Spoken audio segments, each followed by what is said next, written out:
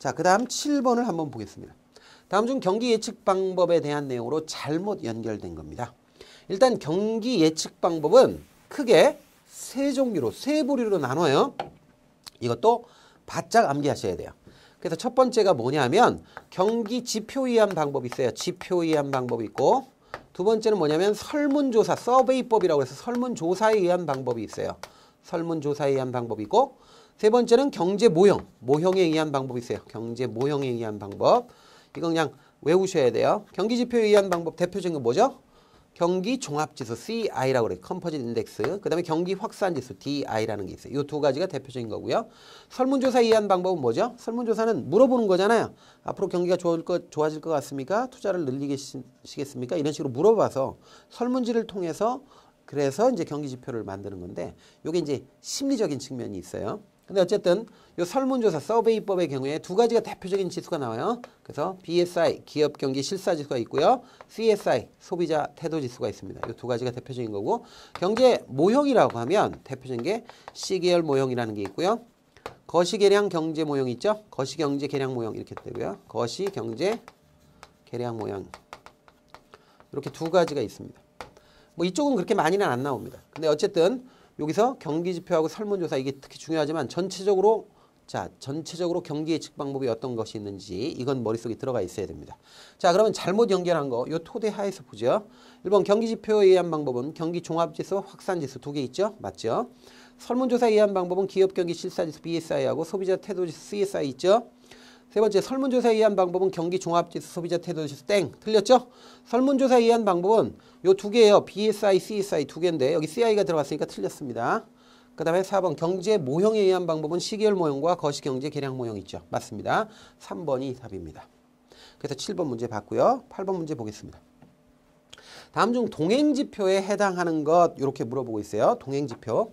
자, 그러면 그 내용을 한번 생각을 해보죠. 우리 경기 종합지수라고 하는 CI가 있어요. 컴포짓 인덱스. 근데 이 CI는 이 경기 공행성이라는 이론에 따라서 경기 지표들을 나눠요. 나눠가지고 선행지표가 있고 동행지표가 있고 후행지표가 있어요. 이렇게 나눠요. 후행지표 또는 후행지수 이렇게 나눠요. 그래서 우리 교재에서는 이번에 책이 바뀌면서 용어를 조금씩 수정하고 요거 좀 넣었다 뺐다 이런 게 있어요. 넣었다 뺐다 한 게 있는데 어쨌든 선행지수 9개, 동행지수 7개, 후행지수 5개 이렇게 소개하고 있어요. 근데 이거는 뭐 제가 뭐 수업 시간에도 말씀드리지만 이건 뭐 암기가 조금 들어가야지 되는 그런 영역입니다. 이해만 가지고는 좀 힘들어요. 그래서 좀 어느 정도 암기가 뒷받침돼야 된다. 뭐 안타깝게도 그런 내용을 여러분들께 먼저 말씀드리고자 합니다. 자, 그러면 동행지표는 뭐냐면 여기서 동행지수는요. 그냥 2번이에요. 소매 판매액 지수인데요. 동행지수는 뭐냐면 돈을 벌면 많이 쓴다는 거예요. 즉각적으로. 그래서 2번이 이게 동행지수고요. 구인 구직 비율이나 건설 수주액 이런 것들은 뭐예요? 요거는 선행지수고요. 생산자 제품 재고지수는요. 후행지수입니다. 재고가 남아있다는 거는 이미 경기가 끝난 다음에 이게 뒤에 움직이거든요. 재고는. 그래서 후행지수입니다. 그래서 앞에 1번하고 2번은 선행지수, 4번은 후행지수입니다. 요 관련되는 건 여러분들이 확인해 놓으셔야 돼요. 교재에서 이거 표로 압축해 놨으니까 꼭 한번 확인하시기 바랍니다. 그래서 8번 문제 이렇게 해서 해결했고요. 9번 문제 보죠. 자, 다음 중 주식 가격을 예측하는 방법에 대한 설명으로 잘못된 것입니다. 자, 일반적인 지문이 쭉 기술이 돼요. 아주 일반적인 내용. 자, 1번 기본적 분석은 기업의 내재 가치 또는 본질 가치를 찾아내고 이렇게 찾아낸 진정한 가치가 시장에 반영될 것으로 기대하는 것이죠. 그래서 기본적 분석에서 가장 중요한 건 이 주식을 분석한다면 이 주가가 진정한 주가가 얼마가 되어야지 맞느냐 이걸 이제 굉장히 관심을 기울이죠. 그래서 이걸 내재 가치, 본질 가치, 적정 가치 이런 식으로 표현하죠. 1번 맞고요. 2번 기술적 분석에서는 주가는 시장에서의 수요와 공급에 의해서 결정된다. 수급을 가장 중시해요. 수요와 공급. 그다음에 수요와 공급은 시장에 참여하는 투자자들의 심리, 수요에 영향을 주는 것, 공급에 영향을 주는 건 다 심리죠. 심리 상태에 의해서 결정된다고 보는 거죠. 2번도 맞습니다. 3번 기본적 분석과 기술적 분석은 모두 기본적으로 증권시장의 비효율성을 가정하고 초과이익을 얻으려는 투자 전략이에요. 이거 맞아요. 그것이 기본적이든 기술적이든 얘네들은 전부 다 뭐냐면 시장 자체는 완전히 효율적이지는 않다. 약간 비효율적이죠. 비효율적이니까 투자 분석을 잘 하면 어쨌든 초과 이익을 얻을 수 있다는 믿음 하에서 출발하는 거예요. 그래서 이게 투자 분석을 한다는 자체는 시장이 완전하지 않기 때문에 투자 분석을 하는 거예요. 자, 시장이 완전하다. 시장이 완벽하다. 완벽하게 작동한다. 그러면 투자 분석할 이유가 전혀 없죠. 그래서 투자 분석을 하는데 분석을 할 때 기본적 분석이다, 기술적 분석이다 이렇게 나누는 것뿐이에요. 근데 어쨌든 기본적이든 기술적이든 이건 투자 분석이잖아요. 투자 분석을 한다는 자체는 시장이 아직 비효율적이란 얘기예요. 그것이 기본적이든 기술적이든. 그래서 3번 맞는 겁니다. 그 다음에 4번 기업 분석, 산업 분석, 경제 분석. 이건 작은 쪽에서 큰 쪽으로 가는 거죠. 기업, 산업, 경제는 작은 쪽에서 큰 쪽으로 이렇게 분석해 들어가는 거죠. 그러면 작은 쪽에서 큰 쪽으로 이렇게 분석하는 것은 바텀업 방식이라고 한다는 거예요. 여기까지 맞죠? 그리고 이는 기본적 분석에서 널리 쓰이는 방식이다라고 했는데 이게 틀렸어요.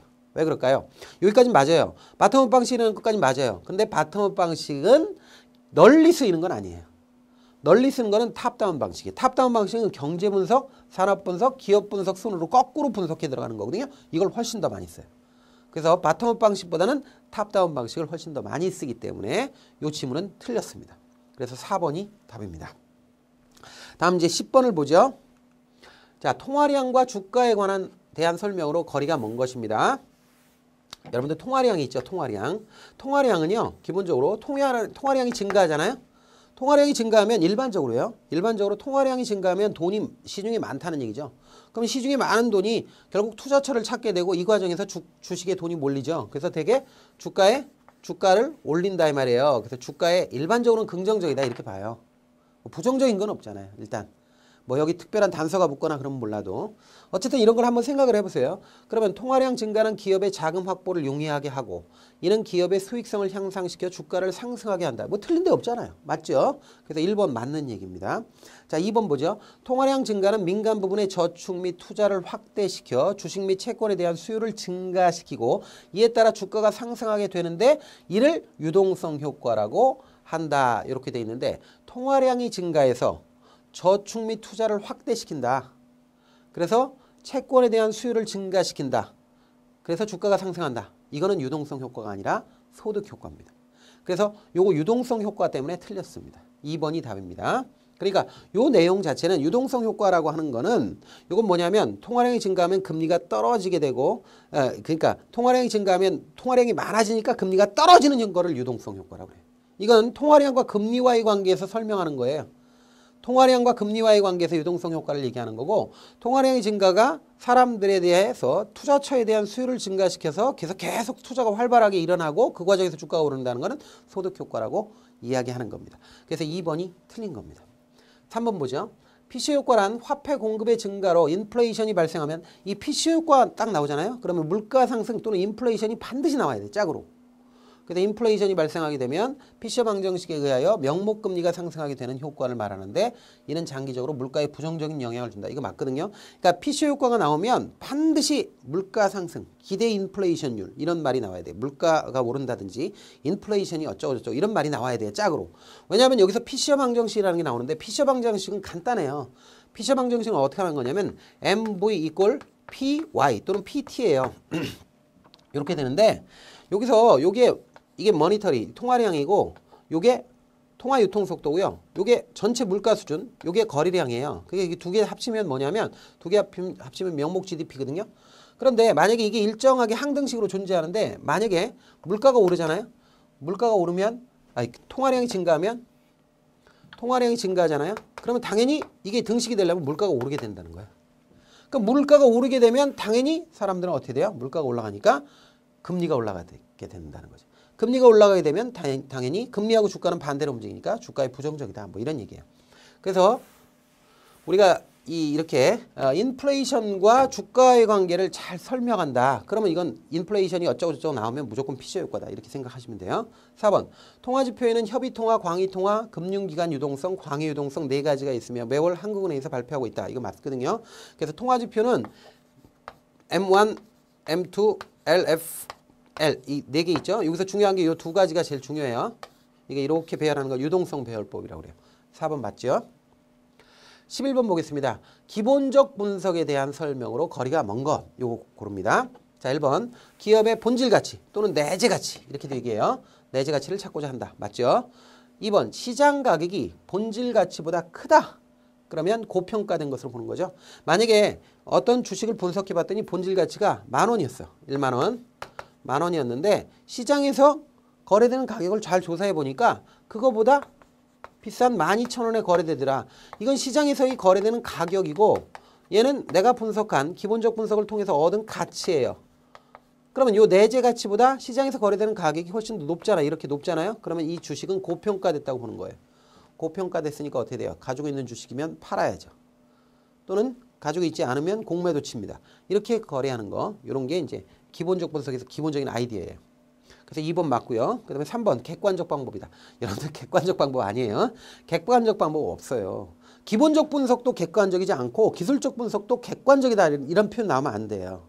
이건 뭐냐면 분석자가 어떤 관점에서 분석하느냐, 어떤 자료를 중시하느냐에 따라서 가치가 달라집니다. 그렇기 때문에 객관적이라고 얘기할 수는 없는 거예요. 그래서 3번이 틀린 거고요. 4번 투자자의 요구 수익률이 중요하죠? 왜 중요할까요? 요구 수익률이. 왜냐하면 내재 가치를 찾을 때, 이 적정 가치, 본질 가치를 찾을 때, 이 가치를 찾을 때 항상 어떤 자산의 가치는 이 자산에서 나오는 미래 현금 흐름을 일정한 할인율로 할인한 거거든요. 근데 이 할인율이 바로 뭐죠? 요구 수익률이에요. 이 할인율로 쓰는 게 되게 요구 수익률이라고.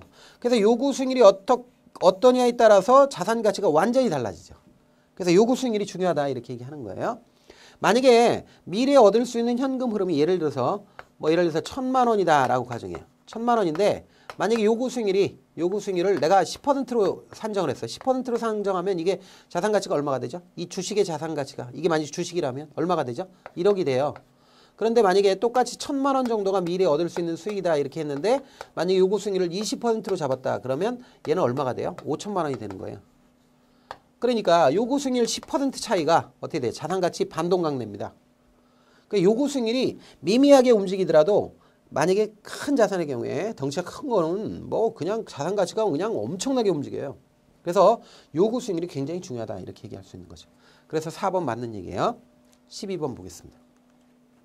자, 12번 다음 중 총 자본 이익률에 대한 설명으로 잘못된 것입니다. 자, 총 자본 이익률은요. 총 자본분의 단기 순이익이다. 이걸 100분 1 처리한 거죠. 맞죠? 맞습니다. 그 다음에 총 자본 이익률은 매출액 영업이익률 곱하기 총 자본 회전율 또는 이걸 총 자산이라고 표현해도 돼요.